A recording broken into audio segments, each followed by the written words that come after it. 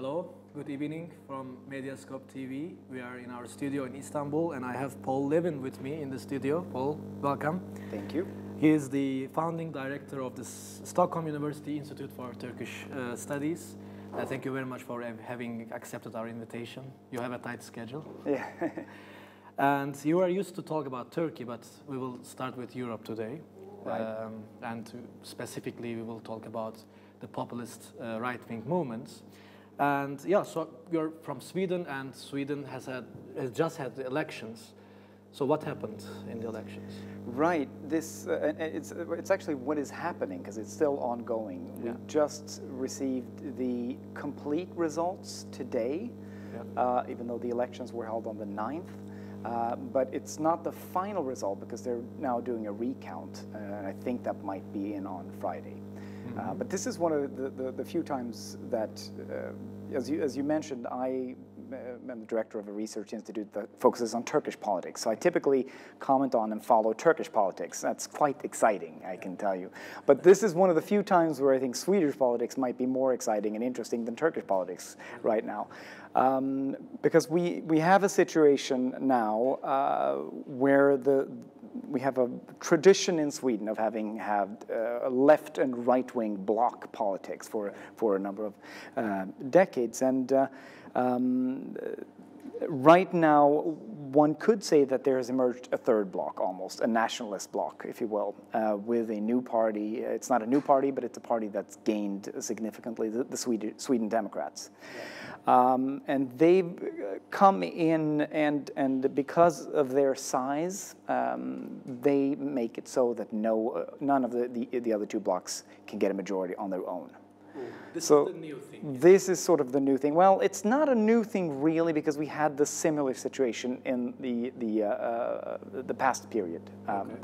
But right now it's a very challenging situation because it's unclear which of the two blocs, the red bloc, the lefts, or the center-right bloc, the blue bloc, which one is going to be responsible for and be given the task to form the government. And right now they're both saying, we want to form the government, and we want you, that is the other bloc, to support our minority government.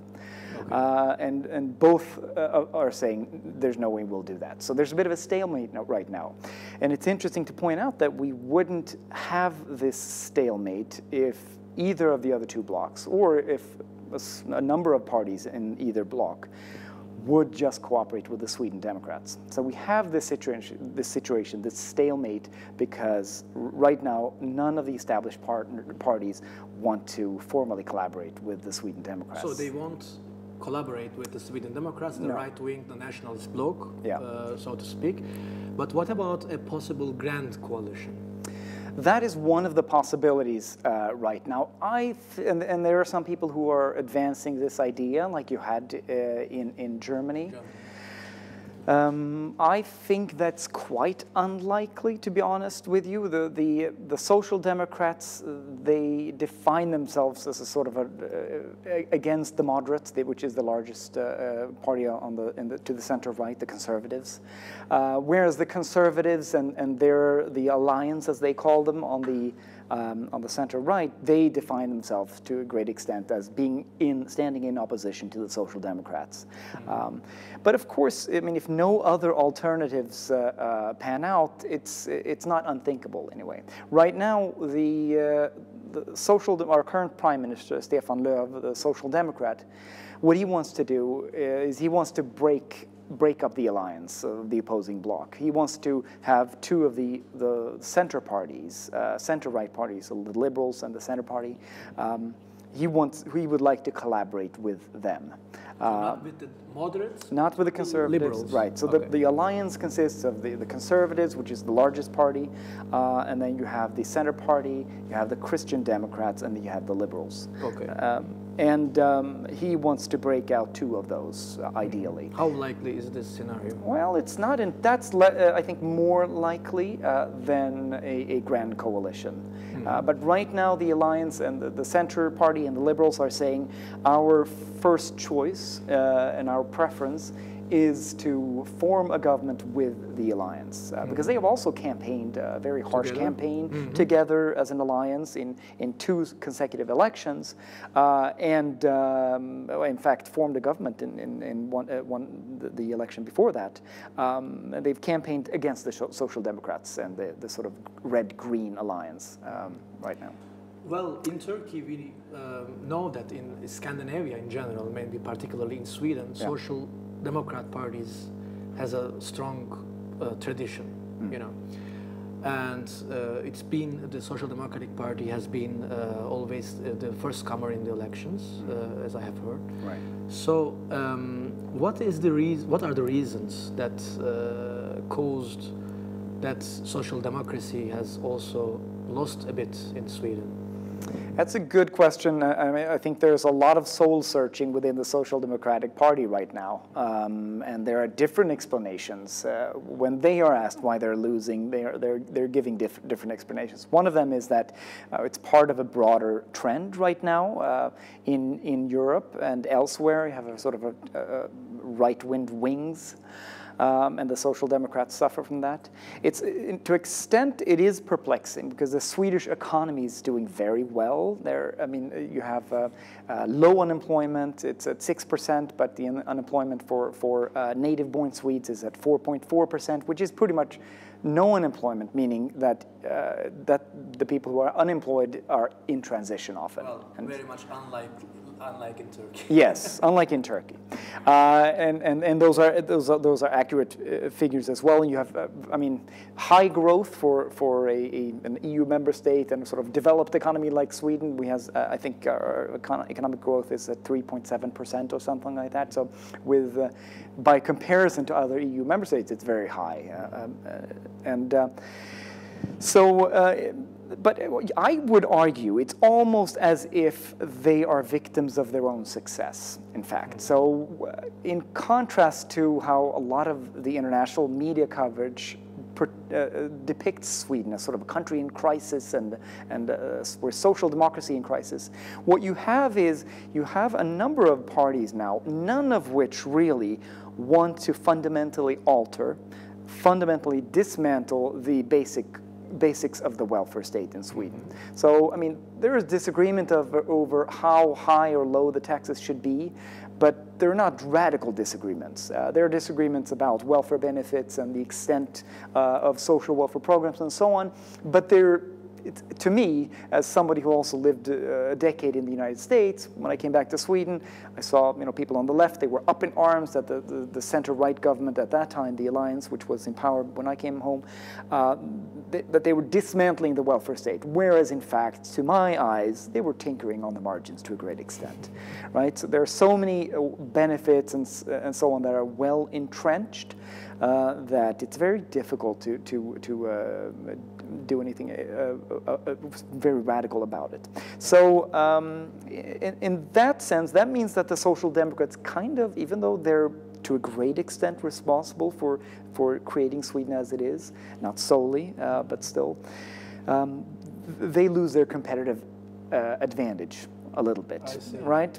When the moderates, for example, under the previous leader of the moderate party, Fredrik Reinfeldt, they did a Tony Blair, if you will. They redefined themselves, and they call themselves the New Labour Party, the New Party of Labour. And they were in favor of a more generous migration policy. They toned down their conservative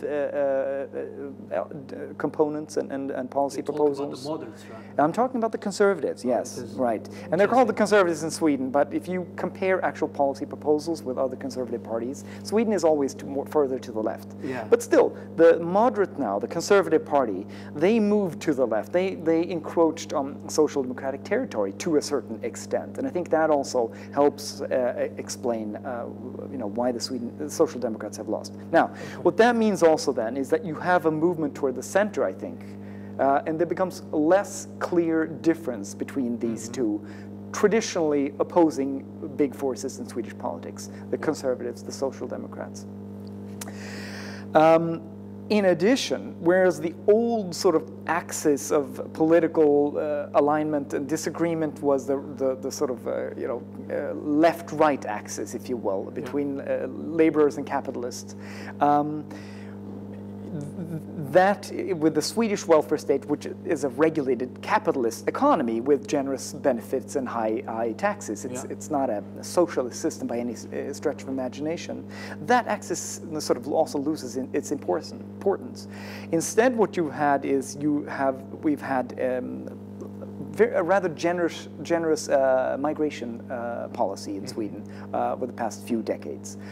So we have had received, compared to the population, rather high percentages of asylum seekers from, they came from Bosnia during the Balkan Wars. Before then, people fled from Chile in the coup. People fled to Sweden from Turkey in the 1980s after the first coup, or the coup in 1980, and so on. And from Somalia during the Civil War, now many refugees, about as many per capita as Turkey has taken in, from Syria also, interestingly enough. It's interesting. So, and this is quite a significant change, both demographically, if you look at the number of people in Sweden who now have foreign descent, compared to say, like half a century ago or a few decades ago. And it means a shake-up of Swedish society to a great extent. I mean, I think Sweden has been very successful in many ways, but it also is a big change. So that became a hot political issue.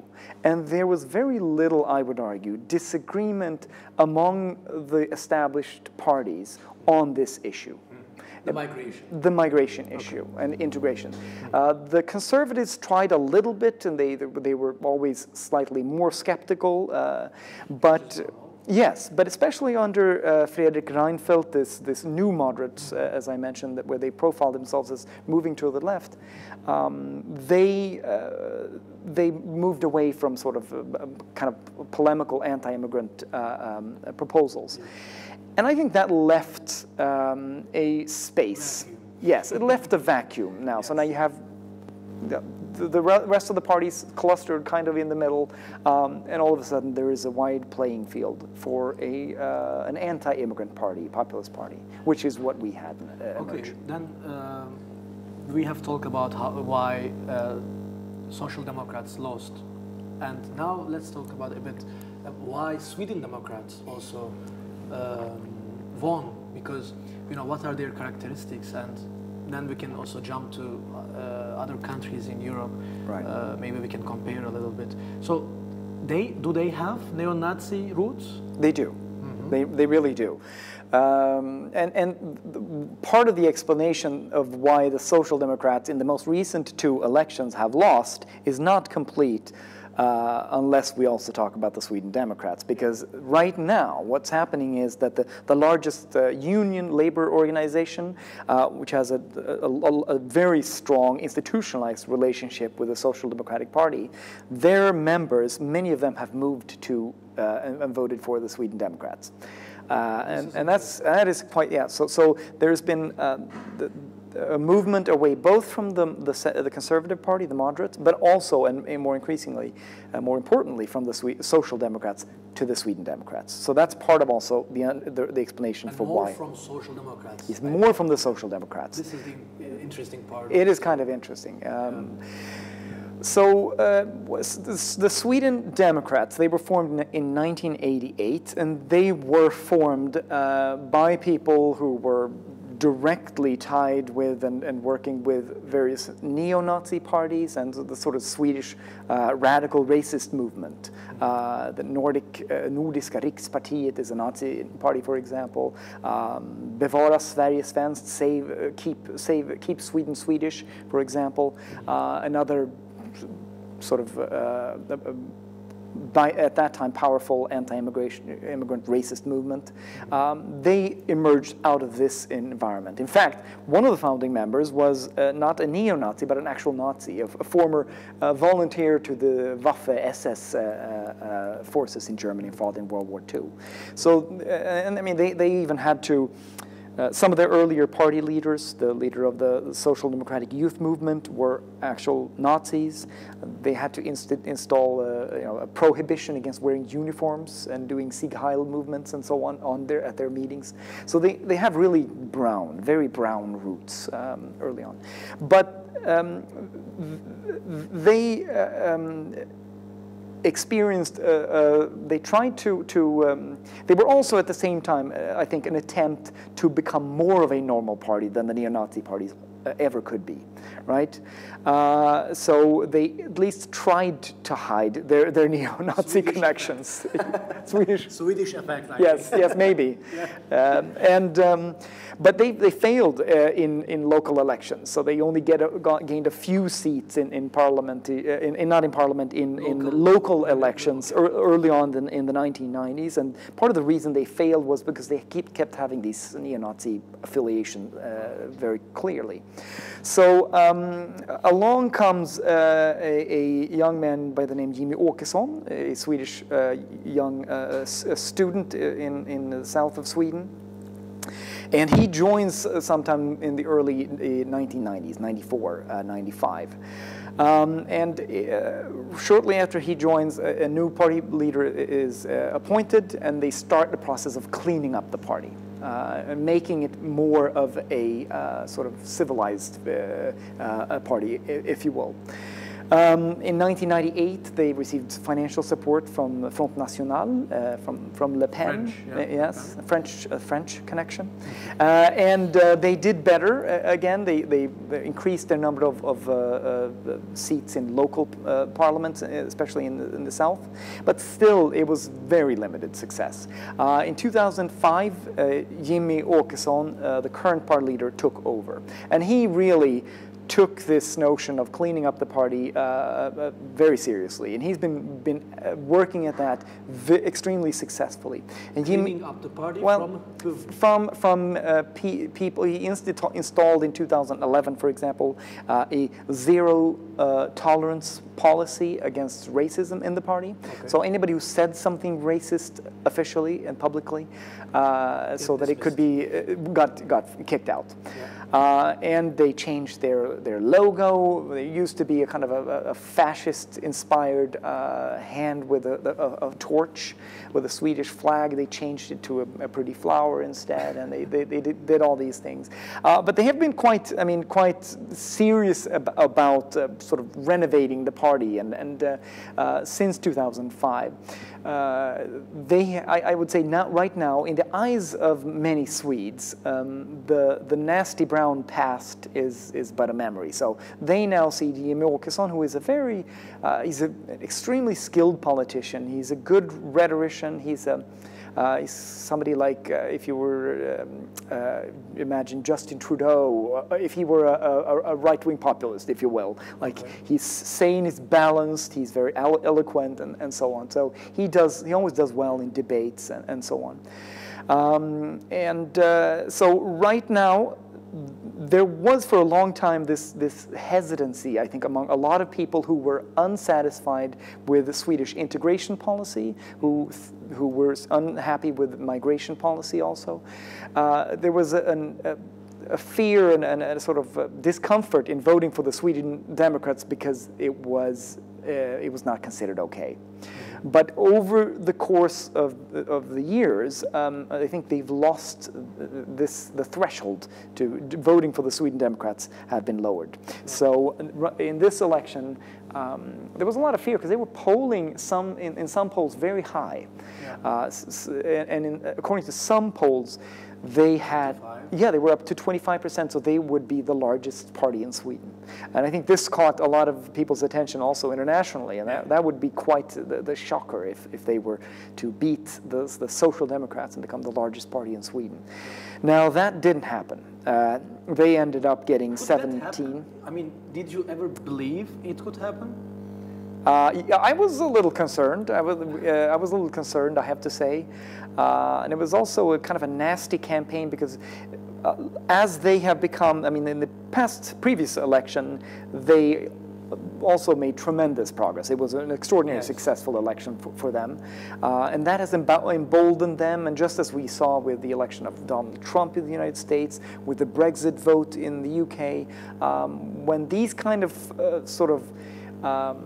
civilized right-wing forces gain mainstream acceptance, then the far extreme they come out as well, and so we have Alternative for Sweden, for example, as well in Sweden. I received More radical than Sweden Democrats. It's even more radicals, and part of their membership are Sweden Democrats who've been kicked out for being too radical, in part. So I mean, and they did really nasty things that affect people. We received in our home a brochure saying "Time to go home." And I mean, it was a brochure, they apparently sent it out to everyone, but you don't know. Are they targeting you? Like, are they targeting people with immigrant backgrounds or so on? We have that in our family. So there was a nasty rhetoric, and there was a lot of anxiety and a lot of fear among, especially Swedes with foreign background, of course. So it's been very, very contentious. Part of the reason, now you mentioned the issue of a grand coalition, like you have in Germany, Großkoalition. Yeah. I mean, I don't know if it will happen. It's possible. I'm not sure if I would like it to happen, though. Because I fear that the dynamic that I laid out earlier on, where the two main parties have moved so close that they've left the playing field open for an opposition to emerge, I think that would be much accelerated. There's at least a significant risk that if they were to become the grand coalition, the government, then the only opposition, especially when it comes to issues of migration, would be the Sweden Democrats. So I fear that if that were to happen, then they might become much bigger in the next election. Does the issue migration have to do with economy in Sweden? Because you say economically Sweden has been doing really well. So because in the other parts of Europe, the rise of right-wing populists has very much to do with the economy. Yeah. In rising inequality. But this has not been the case in Sweden. So then the rise of Sweden Democrats, for example, has purely nationalist, purely racist causes. Is that right? I think, yeah, well, I mean, we can also broaden our horizon and talk a little bit about the rise of these right-wing movements in other countries as well. Because I'm not sure if it is that easy. I mean, I think economics plays a role. I think it's important, and it's probably not a coincidence that this comes a few years after the Great Recession. And there's the argument that globalization as well and sort of free trade as well, neoliberalism and also automation, of course, and technical advancements. They're beneficial for the economy as a whole. They increase growth and productivity, efficiency, but of course it's disruptive, right? And disruption is now a trendy, hot word, is a buzzword, but it can be very painful for the ones who are not able to re-educate themselves and who see their skills and their traditions no longer needed, for example, right? So I think there's a point to that, but I think that explanation only takes us so far. I think it might be more accurate in some places than others. If that's the case, why, I can understand the resentment, but why does the vote go to the right and not to the left in that case, right? I mean, then the national tendency would be that you would have socialist parties who sort of, protect the workers, who would be the ones that benefit more. But you also have a move to the right, and that, I think, requires its own explanation. I think part of it is fear over loss of sovereignty. That's also part and parcel of the globalization, but it's not just economic globalization, it's sort of political globalization. Economic globalization gives rise to a whole host of problems that you need collaboration, cooperation to resolve, as with the European Union, for example. Yeah. But that means that you have to pool some of your sovereignty in order to be able to resolve these issues on a shared level. And that's scary for some people, right, to hand over sovereignty, and it's very easy then for populists to come and paint Brussels far away as the ones that make decisions very far above the people's heads. So I think there's that dimension too. And then I think, you know, we can go back to Susan Faludi's Backlash. I don't know if you know that book, but it was a famous book whenever it was in the 80s, I think it was, talking about the feminist revolution in the United States and how the successes of the feminist movements was resulting also in a conservative backlash with no moral majority and all these things, anti-abortion movements. And I think that we could also potentially see what's happening right now. And I mean, these are hypotheses. I'm not sure these are all the right answers. And maybe there isn't just one answer. But we can also see these as backlashes against liberalization and sort of progressive successes when it comes to gender relations and sexual reproduction, when it comes to HBTQ issues. I think that's a big issue, actually. It's a small issue in many ways, very big issue when it comes to the rights for those individuals, but it's a symbolic issue, I mean, for many conservatives. And then also, as in Sweden, migration. I mean, I tend to think migration is a good thing. I mean, I benefited personally from immigration to Sweden, and I think, you know, Sweden, for example, needs it. Many European economies need it because they have an aging population. So we need population growth, and that mainly comes through immigration, right? But it also comes at a cost. So I think there are also, I think what we're seeing in many respects is a backlash. Looking at the United States, for example, the gay rights movement have made tremendous progress in a rather short period of time, if you think about it. Not too long ago, you would rarely see gay actors on TV and sitcoms and so on. Now it's sort of part and parcel, very common. And they've made tremendous strides.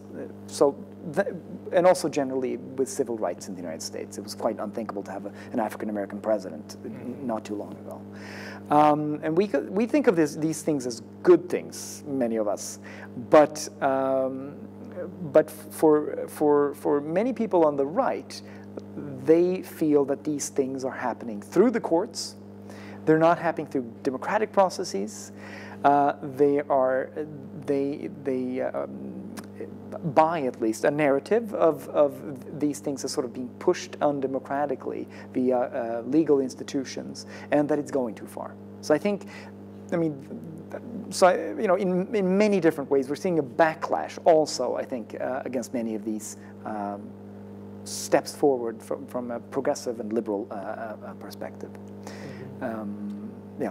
And when it comes to other countries in Europe, do you think there is a common trend right now? Because, you know, in some countries there were many expectations about this right-wing populist nationalist movements, but they lost, for example, in the Netherlands, right, in France. But when it comes to Germany, we see that the AfD, Alternative für Deutschland, right, it's first time that it's in the parliament and relatively powerfully in the parliament. Yeah. And, you know, we can also consider what had happened in Chemnitz a few weeks ago. So do you think there is a common trend in Europe towards right-wing populism, or it can be blocked? What do you think? No, I mean, I think there's no doubt about it that there is a common trend. Yeah. There's a populism trend, and there's also a sort of a right-wing nationalist trend, and it's a white nationalist. We should be clear about it. I mean, there's components of racism certainly in it, and yeah, we see it in Germany with AfD. We see it in Austria, of course, with the Freedom Party, which is now for the second time in government. We see it in the Czech Republic. We see it also in Hungary and Poland in different ways. Yeah. So I think, I mean, we've also seen it in the United States, of course. We don't see it the same way in the United States and the UK. So the UKIP is still a small party, but I think that largely has to do with the party system and the political system. You have a two-party system, it's much harder to actually emerge as a threat, as an independent alternative party. Instead, they can still have an influence. They can have an influence, and they take over from the inside, as we've seen with Trump, right? And as we've seen with the Leavers, the Brexiteers within the Conservative Party in the UK. And then of course, Italy as well. So I mean, there's no doubt that there is it's a broad trend. I think the question, I mean, Deutsche Bank has an index of populism, and I mean, I wish we could put the graph up there. I encourage reviewers to Google the graph, Deutsche Bank's index of populism, because it's a scary graph. Because these past 2 years, there's a dramatic spike in populism, and the bars are as high as they've only ever been once before, and it was right before World War II. Oh. Yeah. But it's scary, and I mean, Deutsche Bank it's not some radical academic. So I think there's no doubt. The question is, what does it mean, and what do we do about it? Yeah. I guess. I think it's also. I mean, I mentioned it as it has effects, of course, on policies when it comes to multiculturalism, when it comes to migration and refugees, we're seeing, and I think we're unfortunately going to continue to see, an ever more closed Europe. We're getting closer to this Festung Europa that people were warning about some time ago. But then in some countries, including Poland, including Hungary, and other countries as well, there is also a threat towards democracy. So it's an illiberal trend, and we see these populist nationalist parties also sort of, take control over media institutions, over the justice system, and that's quite problematic, I think, broader for democracy in Europe at large. How do you think this is about, this is a democratic movement, or did you mean, because this illiberal democracy, could you elaborate on this? Yeah, well, I mean, I think it's also, we've seen this, what is it, the third wave, I think Huntington described it as the third wave of democratization after the end of the Cold War. So perhaps what we're seeing is a pendulum swinging back a bit, right? We had a large number of previously totalitarian countries and authoritarian countries in the Eastern Bloc, especially if we're talking Europe, who became democratic, all right? But the democratic consolidation was rather rapid. It was under the auspices of EU accession processes, and it turns out now that it was quite thin, all right, also. So you have a new form of sort of quasi-authoritarian regimes that are emerging, that uses instruments of control where nepotism, oligarchs, and sort of undermining of the rule of law and institutions, and sort of capturing him. Like in Turkey. Very much like in Turkey, that's why I asked how democratic it can be. That's why I asked about it. Right. Well, it's anti-democratic. Okay. It's anti-democratic, this move. So I misunderstood. No, it's part of the backlash. Okay. It's a backlash against the wave of democratization. Good. Okay. Yeah, right. Okay, I see. So I think it's a threat both towards sort of generous policies towards migration and migrants, managing multicultural societies well, but it's also actually a threat towards democracies. I think. Because I ask specifically because there is also an ongoing debate whether we should call such movements, such parties, as illiberal democracies, right, or authoritarian countries. Right. So there is a kind of. I think that depends on where they are. Yeah, it's a continuum. I've been to academic conferences on Turkish studies years ago where we were debating where to place Turkey, but it was moving away from the democratic with adjectives spectrum towards authoritarian with adjectives spectrum. But now, is it still so? And let's continue to speak in Turkish. Yeah, well, no, I mean, yeah, I've made no secret that I'm very, very concerned about, and I mean, just echoing EU institutions, the European Council of Europe and the Venice Commission, and many other observers that are noticing very, very serious problems, I think. So, yes, I think right now you have democratic elections, you have popular elections still, but they're not free or fair. They're somewhat free, they're not at all fair. And also, it's very important to note about democracy, and I think that's one lesson, I guess, that we have to make, we have to draw now, that yes, perhaps, you know, discussions of liberal democracy, perhaps there were elements of ethnocentrism and Eurocentrism about them, but liberal democracy, as in democracy that also has components of you know, civil rights, basic freedoms, fundamental rights, and independent institutions, protecting these, that's quite important, including separation of powers. So just, you know, popular elections is not enough. Yes. I mean, you have popular elections in, you know, in Russia and even in China and so on. So it's very accurate. Yeah. How different do you think is the right-wing populism in Turkey and in Europe? Well, I mean, in one respect, as I said, you could sort of you could place Turkey along this broader trend that we see everywhere now, this populist, right-wing, increasingly authoritarian trend in India. You know, Russia is of course there as well, and to an extent also many European countries, and Turkey fits right in there, I think. But in other respects, I think Turkey is kind of sui generis. It's different in many ways, and also the right and the nationalists in Turkey, it's more complex. I mean, are we talking milliyetçi? Are we talking ulusalcı? I mean, there are many different kinds of nationalists here.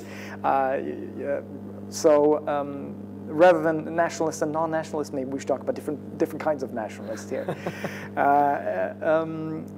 But I mean, one thing that I've looked at in my own work, my own research, where I've been interested in Turkey-EU relations, is the way that reactionary and conservative and nationalist forces in the EU, which has been my focus, sort of, and perceptions of Turkey. I can talk more about that.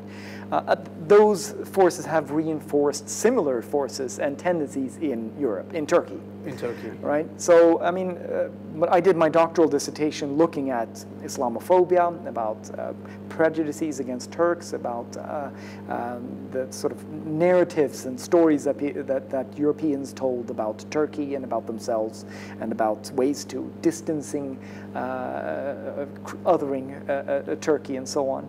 So I think that's a very real problem, and I think that contributed, among many other things, to alienate Turkish policymakers, but also the Turkish public to an extent.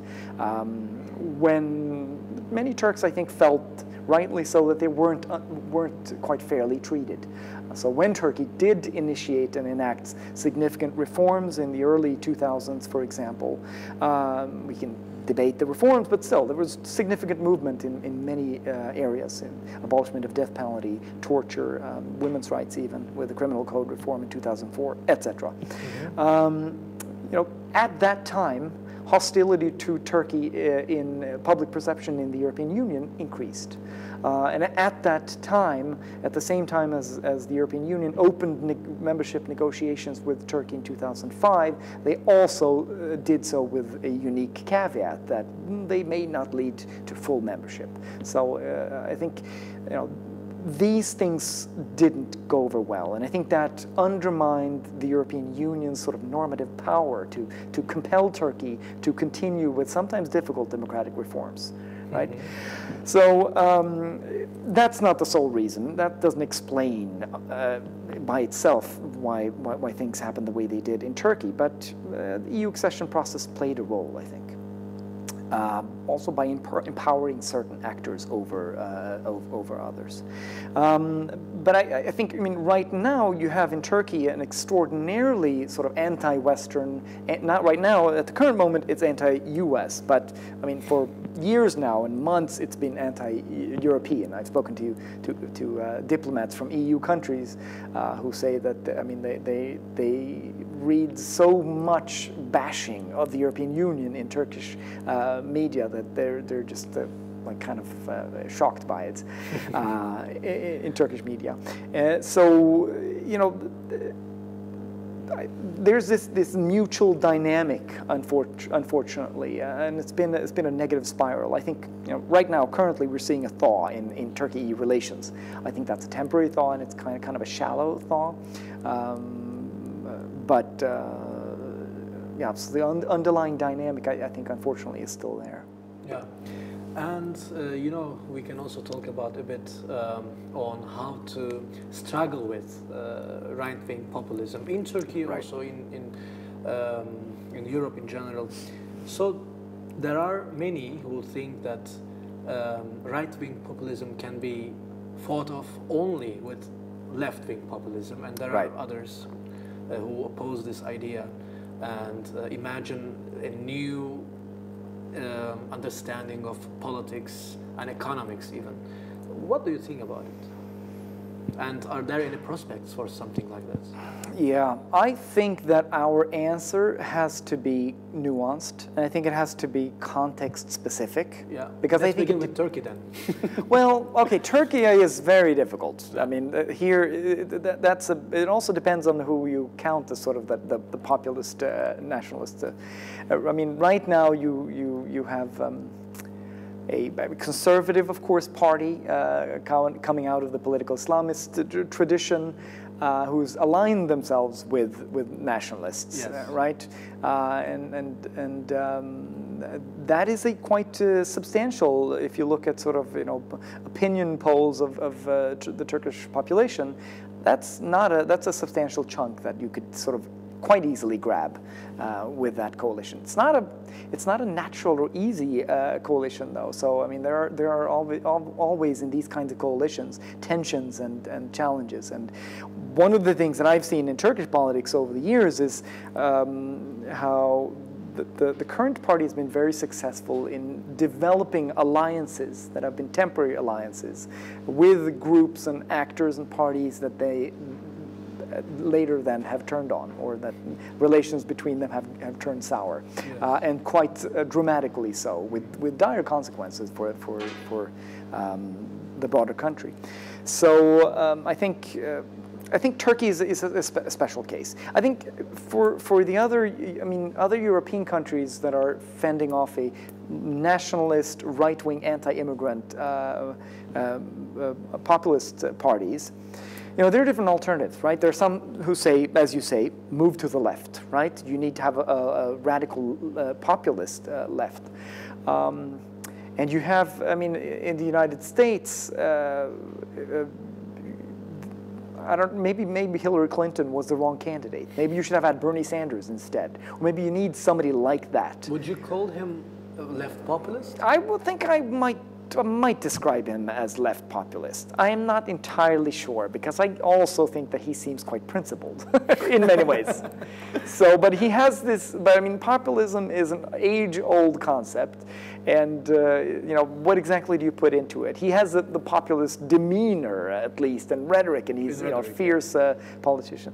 But, and I mean, in the UK, Labour has moved far to the left with Jeremy Corbyn, and I'm not so sure that that's a good thing necessarily. Do you think? Because everyone, you know, they say that the Labour in the UK is the only party that has a prospect of success in the near future as a social democratic party. Well, maybe not. I'm not very impressed with Jeremy Corbyn. I mean, he's espoused some rather weird views and sometimes anti-Semitic views, and I mean, I think, okay. Yeah, there are also debates in that respect. I think, yeah, exactly. So, I mean, Not sure, but it could be. It could be that that's an alternative. And if you look at the Swedish election, two parties that did well, there were a number of parties that did well, but Sweden Democrats did best. I mean, they advanced the furthest number of votes. But the other party that did really well was the Left Party. The former Communist Party, the Left Party, and also because I think those were the clear choices, right? People knew what they stood for, and they were clear, and they had radical proposals. And in these days and these times, maybe that's attractive. But I'm also, it's also a question of, and it's also a question of what do you do when you govern, right? What are the best policies also? And I'm not sure that the radical left policies are necessarily what a country like Sweden, for example, would need. And if those are not the right policies, if you don't shepherd the economy successfully, then you're setting yourself up for failure down the road. There are others who say you move to the right instead, right? I mean, there's another, if